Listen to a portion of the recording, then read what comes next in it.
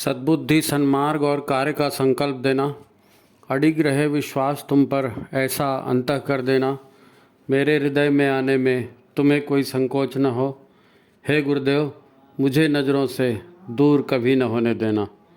हे गुरुदेव, मुझे नज़रों से दूर कभी न होने देना। नमस्कार, गायत्री चिंतन धारा में आप सभी का स्वागत है।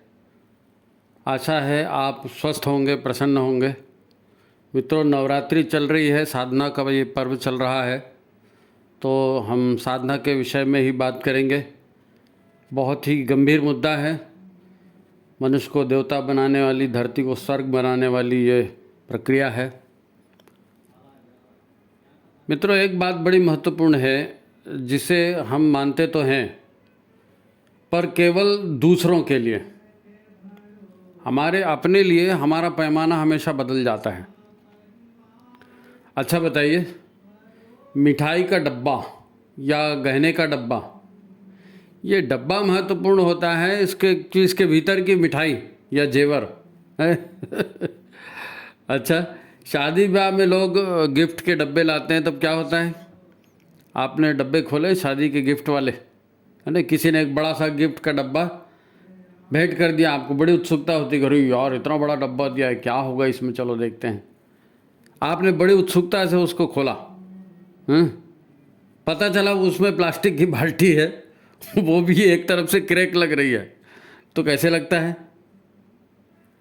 क्या ऐसा ही कुछ हम मनुष्यों के साथ नहीं होता? बड़ी सुंदर साड़ी, बड़ा अच्छा मेकअप, है ना, कुछ देर उसके साथ रहो तो पता चलता है क्या बेवकूफ़ से पाला पड़ गया है। ऐसा होता है ना? अच्छी नौकरी, सुंदर युवक देखकर आपने बेटे की शादी उससे कर दी, बाद में पता चला बंदा इंसान है ही नहीं भाई, पूरा शैतान है। बाहर से अच्छा दिख रहा है, होता है, ऐसा होता है ना? बाहरी कलेवर की नहीं, भीतर के माल की कीमत होती है, भीतर के माल की कीमत होती है नहीं? इंसान तो सब बाहर से एक ही जैसे दिखते हैं, जब कुछ दिन उनके साथ रहते हैं तो पता चलता है कि इंसान है कि क्या है नहीं? कोई अपनी माँ की सूरत देखकर प्यार नहीं करता, है नहीं? भारतीय क्रिकेट टीम में सिलेक्शन सूरत या अमीरी गरीबी देखकर नहीं होता। आपकी खेल प्रतिभा को देखा जाता है, माँ की ममता को देखा जाता है। क्या यही फार्मूला अपने स्वतः के ऊपर हम लगाते हैं? नहीं, खुद को तो फिर मेकअप, गेटअप और बॉडी लैंग्वेज से हम अपने आप को बड़ा बड़ा चढ़ा कर दिखाते हैं। हम तो ऐसे हैं जी, हम तो वैसे हैं जी, हमारे यहाँ तो ये होता है जी, सभी करते हैं और फिर धोखा भी होता है। तो भाई अपनी क्वालिटी को ही सुधार लो ना। लेकिन नहीं, हम कमज़ोर रहेंगे, हम फटे हाल रहेंगे, है ना, पर अपनी हेकड़ी और रईसी नहीं छोड़ेंगे। अच्छा, फिर ये अपनी गलती भी नहीं मानते। अपनी क्षमता या पात्रता के विकास के लिए तो आदमी को भीतर बाहर हर तरफ से प्रयास करना होता है भाई। फिर इसमें कोताही से काम नहीं चल सकता, कोताही से काम नहीं चल सकता, है नहीं? ईमानदारी से प्रयास जरूरी। बाहर से तो दुष्ट और दानव, चोर उचक्के, साधु संत, इसमें फ़र्क करना बड़ा मुश्किल है। लोग होते कुछ हैं, अपने आप को दिखाते कुछ हैं, है नहीं? पर इससे उनको खुद को भी कोई बहुत ज़्यादा फायदा नहीं होता, फिर धोखाधड़ी ज़्यादा चलती है नहीं? और फिर बड़ी बुरी गत बन जाती है। खैर, ये तो अलग बात है, पर हम तो ये चर्चा करने जा रहे हैं कि जो लोग भी उपासना साधना कर रहे हैं उनका अंतःकरण बदल रहा है कि नहीं, उसमें श्रेष्ठता आ रही है कि नहीं, उन्हें उपासना साधना करने वालों को अधिकतम लाभ कैसे मिलेगा, समय देने पर भी उपासना सफल क्यों नहीं होती, साधना सफल क्यों नहीं होती, इच्छा होने पर भी साधना क्यों नहीं बन पाती हमारे से। तो फिर आप ये वीडियो जो है अंत तक देखें, है ना, ये आपके काम की चीज़ है। नए लोगों से बात कहनी है कि यदि आप इस वीडियो को व्हाट्सएप पर देख रहे हैं तो हम बार बार सूचना देते हैं, प्लीज़ व्हाट्सएप पर जो पिक्चर आ रहा है उस पर आप क्लिक करिए, उंगली रखिए, वहाँ यूट्यूब लिखा हुआ आएगा, है ना, तो यूट्यूब पर जाके वीडियो को देखिए, उसमें लाइक शेयर का ऑप्शन होता है। ये बड़े महत्वपूर्ण वीडियो हैं, ये लोगों तक पहुंचने चाहिए और आप इसमें ऐसा सहयोग कर सकते हैं। यूट्यूब में जाएगा तो फिर उसमें लाइक शेयर का ऑप्शन रहता है, ज़्यादा से ज़्यादा लोगों तक पहुंचेगा, है ना। मित्रों, यदि आप वास्तव में साधना के द्वारा अपनी पात्रता, अपनी क्षमता, अपनी योग्यता को बढ़ाना चाहते हैं, तो इस जन्म में कुछ आध्यात्मिक प्रगति करना चाहते हैं, तो ये वीडियो आप ही के लिए है नवरात्रि के अवसर पर, है ना। इसे बार बार सुनिए, ये आपके बड़े काम का होने वाला है। साधना के मार्ग की वास्तविक कठिनाइयों को कैसे पहचानें, कैसे पार करें, यही हमारा आज का मुख्य विषय है। वैसे तो उपासना और साधना दो अलग अलग क्रियाएं हैं, परंतु उपासना भी जीवन साधना का ही एक भाग है, तो इसमें भी आने वाली कठिनाइयाँ हम दूर करने का प्रयास करेंगे। मित्रों, जब व्यक्ति शांति कुंज जाता है, आप जब शांति कुंज गए होंगे तो वहाँ भटका हुआ देवता का एक मंदिर है नी, 5 बड़े बड़े आईने लगे हैं। उनके सामने जब व्यक्ति खड़ा होता है और आईने के ऊपर लिखे शब्दों को पढ़ता है तो फिर सिहर जाता है नी। फिर इधर उधर देखता है कि कोई हमें देख रहा है क्या, फिर अपने चेहरे मोहरे और ड्रेस को निहारता है और धीरे धीरे एक एक आईने के सामने खसकते जाता है। दरअसल ऊपर जो शब्द लिखे हैं आईने के ऊपर, सोहम है, मैं वही हूँ, शिवो हम, मैं वही शिव तत्व हूँ, सच्चिदानंदो हम, मैं वही सच्चिदानंद स्वरूप परम तत्व हूँ, है नी। अहम तत्वमसि, मैं वही परम तत्व। मतलब वो तो आदमी को विश्वास नहीं होता कि मेरा नाम फलाना फलाना, मैं ये करता हूँ, मैं वो करता हूँ, मैं परम तत्व हो गया, मैं ईश्वर स्वरूप हो गया, मैं शिवम स्वरूप हो गया। उसको एक तरह का डर लगने लगता है, अंदर विश्वास नहीं होता। और होगा भी कैसे, क्योंकि व्यक्ति का अपना अहंकार अपने बारे में कुछ और घोषणा करते रहता है कि मैं तो ये हूँ, मैं तो ऐसा हूँ, मुझ में इतनी ताकत है, मेरे में ये कमजोरी है। दोनों तरह का होता है अहंकार, बड़प्पन का भी होता है, हीन भावना का भी होता है। अब वो तो तीर्थ क्षेत्र में गुरु के पास, है ना, कुछ पाने के लिए आया है जो उसे भौतिक जीवन में और साधना सुविधा धन लाभ दे सके। इसीलिए तो तीर्थ यात्रा में जाते लोग, कुछ फ़ायदा होगा आध्यात्मिक, है नहीं, आर्थिक होगा, बेटे की शादी हो जाएगी, घर बन जाएगा, आशीर्वाद मिल जाएगा, है ना। उसे इतने बड़े गुरु का आशीर्वाद मिल जाएगा, गायत्री देवी की कृपा मिल जाएगी, इसीलिए तो जाता है इतने दूर शांति कुंज, है नी। पीले कपड़े पहनता है, दीक्षा लेता है, माला लेता है, पुस्तकें लेता है, उसको लगता है ये सब करने से ठीक हो जाएगा। ठीक है, सबकी शुरुआत ऐसे ही होती है, सब शुरू में ऐसे ही जाते हैं, ऐसे में गलत कुछ नहीं है भाई, कुछ गलत नहीं। पर लाभ तो गुरु गायत्री से जुड़कर ही मिलेगा ना। गुरु से जुड़ेंगे, गायत्री से जुड़ेंगे, गायत्री साधना से जुड़ेंगे, तभी तो लाभ मिलेगा। सारी दिक्कत यही जुड़ने में आती है, सारी दिक्कत यही जुड़ने में आती है। कैसे जुड़ते हैं लोग?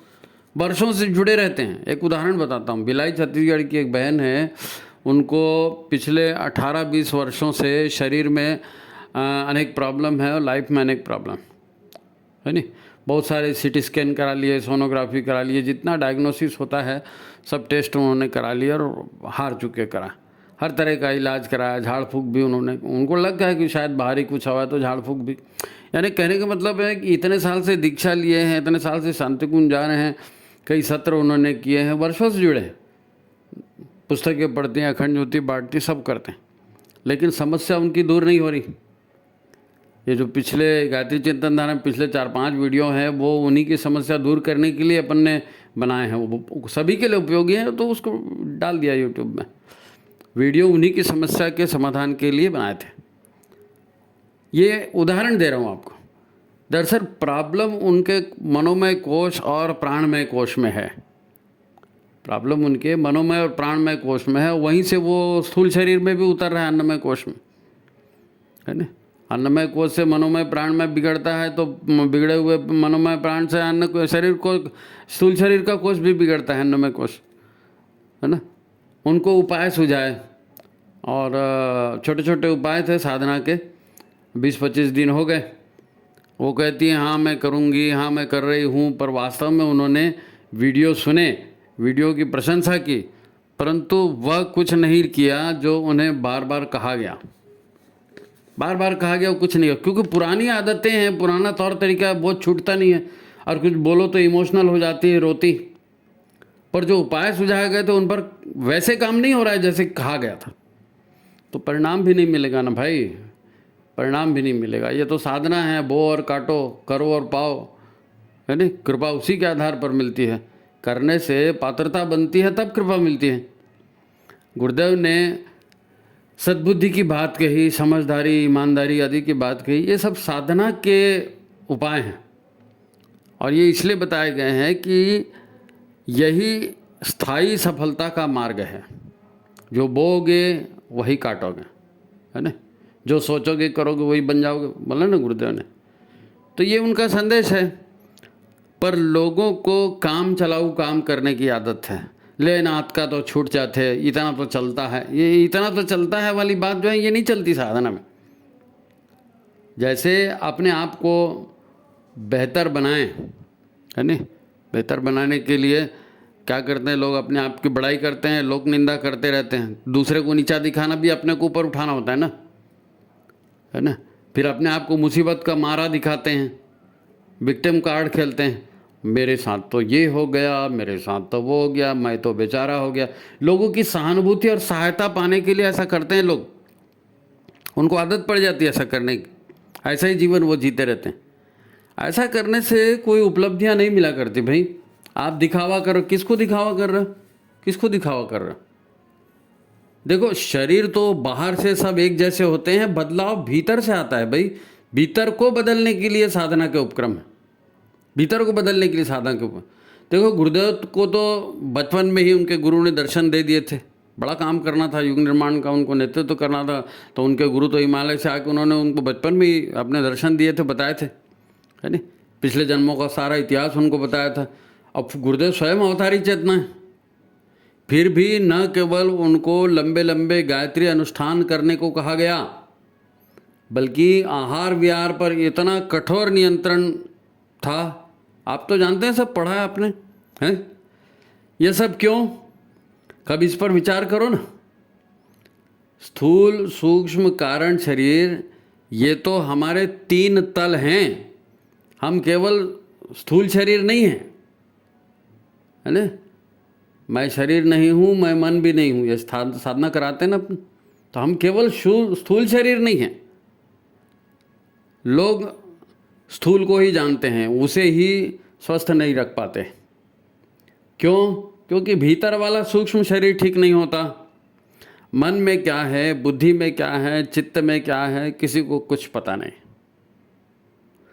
है ना। देखो मेन स्थूल शरीर नहीं है, मुख्य हमारा जो शरीर है स्थूल शरीर नहीं है। स्थूल शरीर तो जैसा मन होता है, मन बुद्धि चित्त अहंकार होता है, वैसे स्थूल शरीर स्वयं बन जाता है भाई। स्थूल शरीर मेन नहीं है, सूक्ष्म शरीर मेन है, सूक्ष्म शरीर मुख्य है। आँख नाक कान हाथ पैर ये नहीं भी होंगे तो आदमी जब सपने देखता है ना, तो अंधा भी सपने देखता है, लंगड़ा भी वो सपनों में दौड़ता है, वो सपने में पूर्णांग ही होता है, दिखता है, सुनता है, चलता है, फिरता है ना, सपने में सब करता है सपने में आदमी। ये सूक्ष्म शरीर ही है जो सपने देख रहा है, सूक्ष्म शरीर, इसी की बड़ी भूमिका है। ये जो है अच्छा रह गया तो ये ऊर्जा भी प्रदान करता है, आपको प्रसन्नता देगा, है ना, शरीर में पॉजिटिविटी बढ़ा देगा। और ये अगर सूक्ष्म शरीर आपका बिगड़ गया तो फिर ये सारी ऊर्जा को यही खा जाता है। माध्यम भले स्थूल शरीर हो, है ना, माध्यम भले स्थूल शरीर हो, पर वास्तव में सूक्ष्म शरीर ही काम करता है। सूक्ष्म शरीर प्राणों के द्वारा चलता है, काम क्रोध लोभ चिंता, है ना, सबसे ज़्यादा ऊर्जा यही तत्व खाते हैं, ये मनोविकार कहलाते हैं ना। मनोविकार, जो आदतें नहीं लगनी चाहिए वो आदतें लग जाती हैं, तो उस आदतों को रेजिस्टेंस करने के लिए ऊर्जा ज़्यादा खर्चा होती है, यानी फिर दिमागी तनाव पैदा होता है, पाचन शक्ति कमज़ोर हो जाती है। यानी संक्षेप में हमारे प्रिय लगने वाले हर काम में, हमारे प्रिय लगने वाले हर काम में भयंकर ऊर्जा की खपत होती है, क्योंकि हमको प्रिय क्या लगता है? भोगों के काम, आलस के काम, आराम तलबी के काम, वही हमको अच्छा लगता है, उसी में ज़्यादा एनर्जी खपती। ये सब एनर्जी का खेल है, पूरा पूरा एनर्जी का खेल है, आपको समझना पड़ेगा, तभी जीवन की दिशाधारा आप बदल सकोगे। नहीं तो आपको पता ही नहीं चलेगा कि इसमें क्या बुराई है, तो क्या बदलोगे? सबको लगता है हम तो ये भी अच्छा कर रहे हैं, वो भी अच्छा कर रहे हैं, इसीलिए तो कोई अपनी आदत बदलता नहीं, और आदत बदलता नहीं तो सफलता मिलती नहीं, क्योंकि अंतःकरण नहीं बदला तो कुछ होगा ही नहीं भाई। बाहर की पैकिंग से कुछ नहीं होता।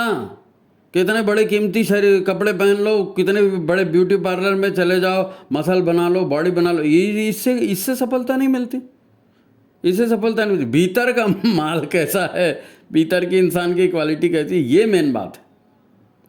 गुरुदेव ने 24 लाख के 24 महापुरुष चरण किए, आहार विहार की कठोर साधना की, तो उनका पूरा शरीर सविता रूप हो चुका था, सविता रूप हो चुका था।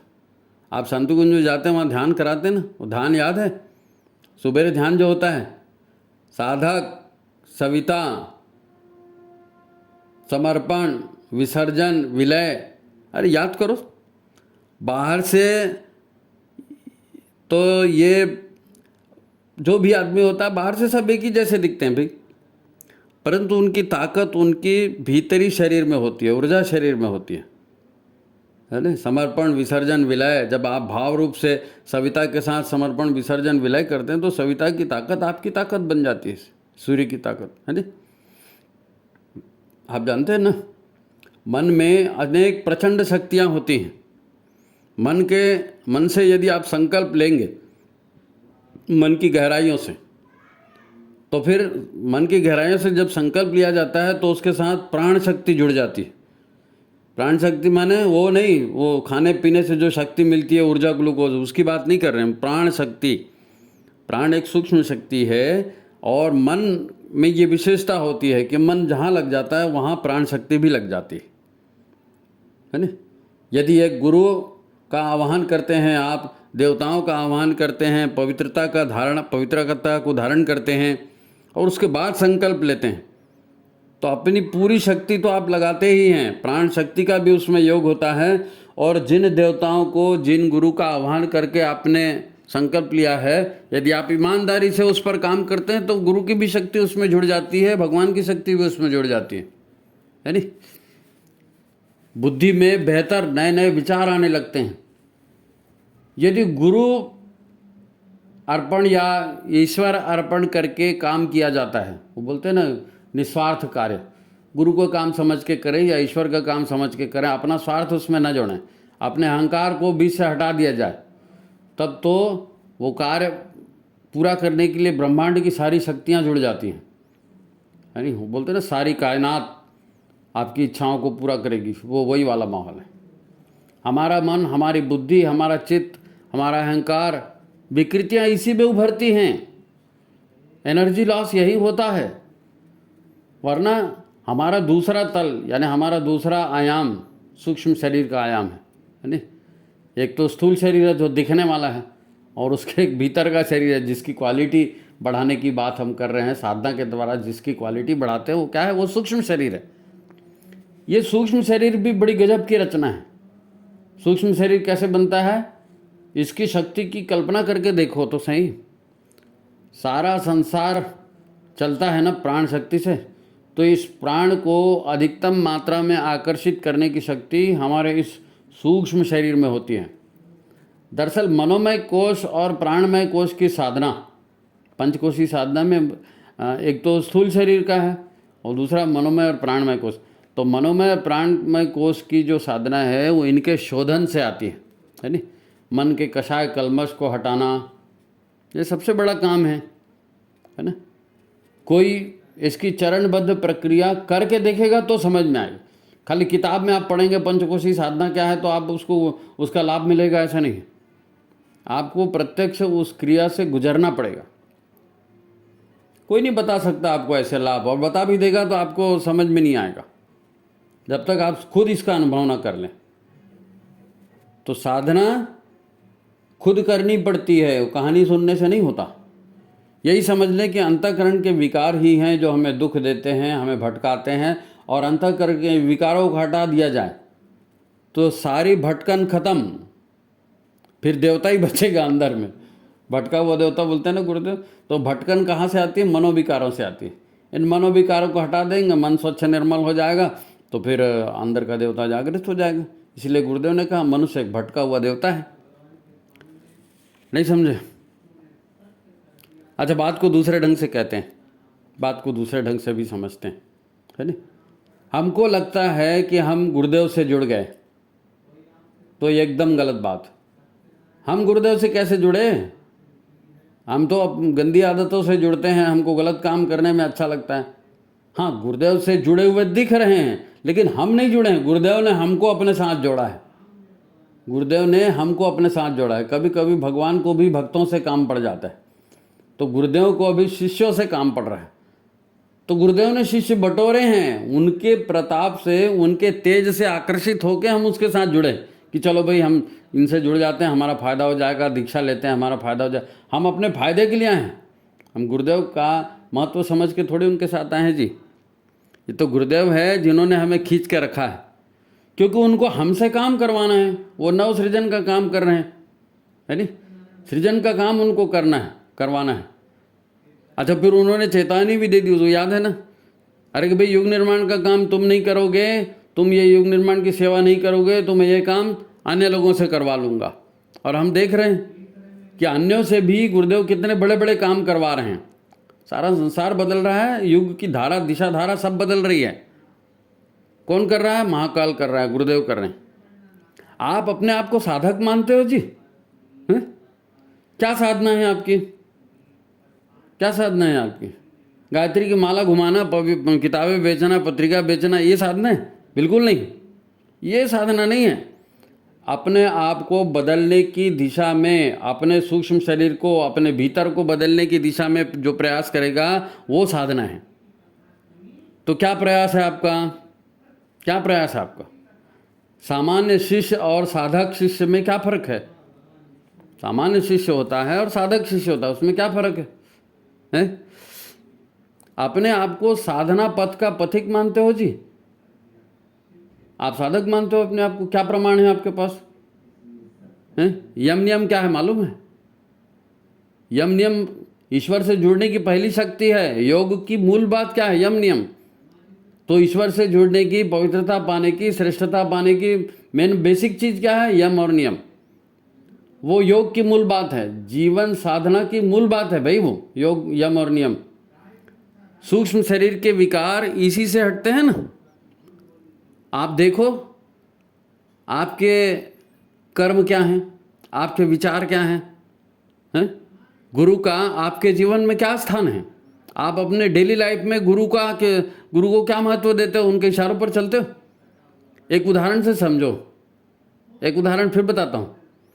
देखो, अखरोट, बादाम, ब्राह्मी, शंख पुष्पी, सर्पगंधा, अश्वगंधा, ये सब जड़ी बूटियों के नाम सुने ना, फलों के।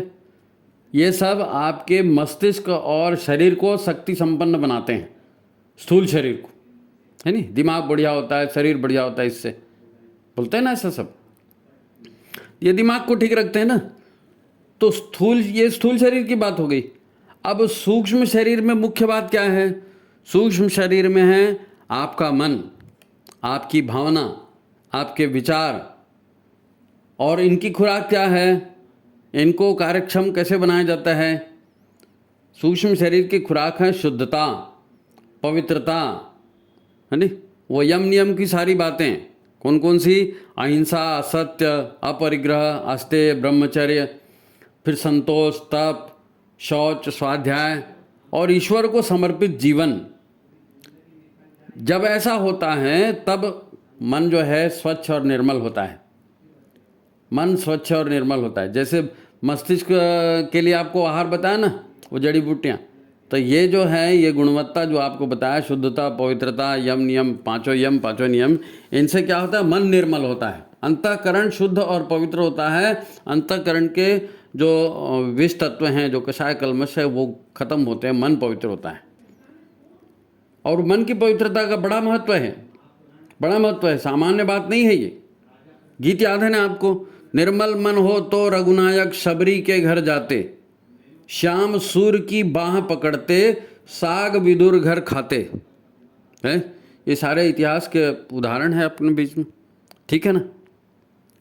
आप तो अपने प्रवचनों में खुद बोलते हो ना, कबीरा मन निर्मल भया ऐसे जैसे नीर, तो पीछे पीछे हरि फिरे कहत कबीर कबीर। तो फिर अब मन को बनाना है निर्मल।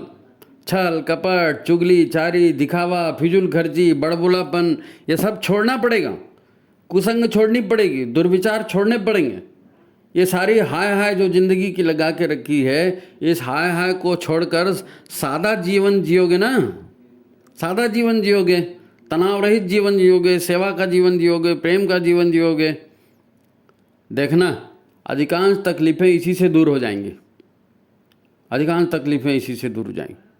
उपासना साधना संयम सेवा नाम संकीर्तन यज्ञ संस्कार है नी, इसमें समय दोगे तो अनेक मनोविकारों से बच जाओगे। हैं, शेखी बघारना छोड़ना पड़ेगा। बेटे हो, पति हो, पिता हो, भाई हो, या फिर बेटी हो, पत्नी हो, माता हो, बहू हो, जो भी तुम हो, जो भी तुम हो, तुम अकेले नहीं हो, तुम अकेले नहीं हो। पर्सनल लाइफ क्या होती है? पर्सनल लाइफ कुछ नहीं होता है। पर्सनल जीवन में क्या है? परिवार में क्या पर्सनल है? अरे भाई, सबका सुख दुख जुड़ा हुआ है। मातृ ऋण, पितृ ऋण, आचार्य ऋण, देव ऋण, क्या है ये? माता पिता आचार्य गुरु है नी, गुरुदेव है ना, गुरु का भी तो ऋण होता है, प्रकृति का ऋण होता है, ईश्वर, इन सब से हमें जीवन मिलता है, इन सब से हमें पोषण मिलता है। तो इनका कर्ज कौन चुकाएगा भाई? इनका कर्ज चुकाना है। हम ऋणी हैं इन सब के, गाय के, केचुए के, मधुमक्खियों के, धरती के, सबका कर्ज है हमारे ऊपर। ये सब हैं तो हम हैं, जीवन तो इन्हीं से मिलता है ना। तो फिर लाइफ में पर्सनल क्या है? कीड़े मकोड़े का भी आपके ऊपर कर्ज है, फिर पर्सनल क्या है? पर्सनल बोलना बंद करो, है ना। धरती को लोग माता नहीं मानते। भाई आपने सोचा माँ मतलब वही साड़ी पहन के आएगी, वही माँ थोड़ी होती है। जो जीवन देती है वो माँ है। बड़े अजीब लोग हैं भाई। अच्छा, आप सोच करके देखो, साइंस के हिसाब से सोच के देखो, है चंद्रमा पर, मंगल पर कोई जीवन है? मनुष्य है? नहीं है। क्यों नहीं है? क्यों नहीं है? क्योंकि वहाँ पानी नहीं है, ऑक्सीजन नहीं है, खाने पीने को नहीं है। अब धरती माता है, क्यों? आज भी धरती माता के गर्भ में हम रहते हैं। आप महसूस करो, गर्भ माने क्या? माँ के पेट में बच्चे को पूरी तरह सुरक्षा मिलती है, खाना मिलता है, पानी मिलता है, ऑक्सीजन मिलता है, सब फ्री में मिलता है ना। तो ये सारा पर्यावरण जो धरती माता का है, ये हमें माँ के गर्भ का एहसास नहीं कराता। धरती माता का गर्भ, माँ अपने आंचल से बच्चे को ढककर सुरक्षा देती है नी। तो धरती का वायवीय आंचल, जिसको ओजोन लेयर कहते हैं, ओजोन लेयर बाहरी ब्रह्मांडीय विकिरण से आपको बचाती है ना। तो माँ का आंचल आपको बचा रहा है। धरती पर आपको पानी मिल रहा है, हवा मिल रही है, खाने पीने को मिल रहा है, जीवन मिल रहा है। तो धरती माँ नहीं हुई क्या? है, धरती माँ है। सोच को बदलो, व्यवहार बदलेगा, जिंदगी बदलेगी। सोच को बदलना पड़ेगा। मैं सब जानता हूँ जी, मेरे को मत सिखाओ, इस टाइप का चलने से काम नहीं बनता। पानी बचाओ, जंगल बचाओ, सब कह रहे हैं ना। कलश पूजन हम करते हैं, कलश पूजन क्या है? कुछ समझे? ये पूरा इकोसिस्टम है, सारा संसार, सारा संसार एक इकोसिस्टम है।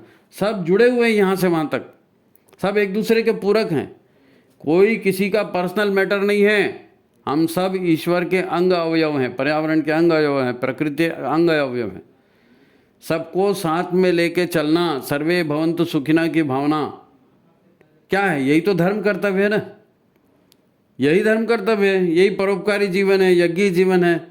ये सारे कर्तव्य हैं, इनको हमको करना है, तब हम सुखी होंगे। मैं मेरा करते रहें, कैसे सुखी जीवन मिलेगा? ये सारे कर्तव्य हमें करने पड़ेंगे। इसी को आदिकाल से करते आए हैं, ये आज भी करना पड़ेगा, भविष्य में भी करना पड़ेगा। इसीलिए इसको सनातन धर्म कहते हैं, यज्ञीय संस्कृति कहते हैं। यज्ञ क्या होता है मालूम है ना? देव शक्तियों का सम्मान पूजन करना, दान करना, समय दान, अंश दान करना, और संगतिकरण करना, तालमेल करना, ये यज्ञ है। अब तालमेल करेंगे तब ना यज्ञ होगा भाई। शोषण करेंगे, लूट करेंगे, हिंसा करेंगे तो दुख होंगे, दुख झेलना पड़ेगा, जिंदगी भर छल कपट ही करते रहेंगे। ये तो मनोविकार हैं, सूक्ष्म शरीर के विकार हैं, यही राक्षसी प्रवृत्तियां जो सूक्ष्म शरीर में घर करी हैं। इनको छोड़ दोगे तो फिर तुम देवता हो भाई, इनको छोड़ दोगे तो देवता हो, जीवन देने वाले देवता हैं। ये समझ समझ का फेर है, समझना पड़ेगा मैं क्या हूँ। इसीलिए तो गुरुदेव ने किताब लिखी ना, मैं क्या हूँ।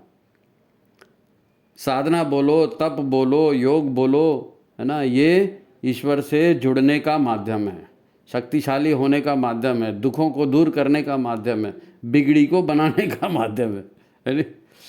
इसे ही पाने के लिए सद्बुद्धि की कामना की जाती है, गायत्री की उपासना की जाती है। तो फिर क्या समझे, स्वयं भगवान हमारे गुरु, ठीक है ना। तो फिर उपासना साधना को जीवन का अनिवार्य अंग बनाना है। साधना ईमानदारी से करनी है, दिखाने के लिए नहीं। अभी तो नवरात्रि चल रही है, ये और भी महत्वपूर्ण समय है। जीवनदायिनी आदिशक्ति माँ आपको सद्बुद्धि दे, आपकी साधना सफल हो, माता भगवती और गुरुदेव की आप कृपा का पात्र बने रहें, है नहीं। ऐसा करें, ऐसा करें, ऐसा करते चलें। सम्मान दो, सम्मान लो, है नहीं। एक होकर रहो, एक बनेंगे नेक बनेंगे। अपना सुधार संसार की सबसे बड़ी सेवा है। ये बेसिक चीज़ें हैं, लेकिन इन्हीं से जीवन चलता है, इन्हीं से जीवन चलता है ना। ये लूट खसोट मैं मेरा और शो दिखावा सब राक्षसी काम है, इनमें विनाश होता है। तो ठीक है, उपासना साधना क्या है, अपने अंतःकरण पर काम करना। ये जो पवित्रीकरण करते हैं, आचमन, प्राणायाम, गुरु गायत्री का आह्वान, धरती पूजन, ये सब आप जानते हो, उसको भावपूर्ण ढंग से किया करो, भावपूर्ण ढंग से किया करो, है नहीं। क्या होगा, साधना सफल होगी, अंतःकरण परिवर्तित होगा, अंतःकरण बेहतर होगा, इहलोक और परलोक सब सुधरेगा, इहलोक परलोक सब सुधरेगा। तो ठीक है, ठीक है, आपकी साधना सफल हो, है ना। वीडियो अच्छा लगा हो तो लाइक करें, शेयर करें और चैनल को सब्सक्राइब करें। ठीक है, तो आज की बात समाप्त। सबको प्रणाम, नमस्कार।